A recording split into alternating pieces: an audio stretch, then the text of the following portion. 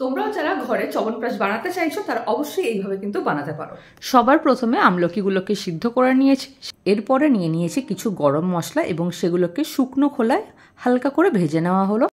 তারপরে সেগুলোকে গুঁড়ো করে নেওয়া হলো। কড়াই গরম করে তাতে ঘি দেওয়া হলো এবং কিশমিশগুলোকে এবার ভাজা চলছে।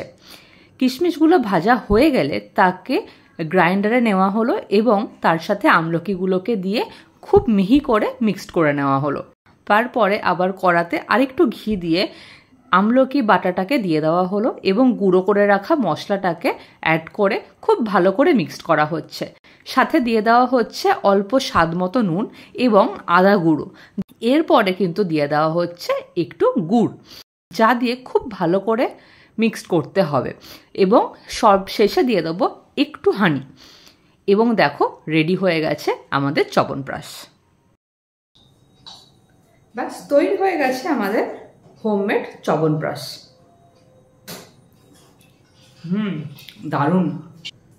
সিজন বদলানোর এরকম সময় যেখানে এত সর্দি কাশি হচ্ছে ঘরে ঘরে, সেইখানে তোমরাও কিন্তু এরকম ঘরোয়া পদ্ধতিতে চ্যবনপ্রাশ বানাতে পারো।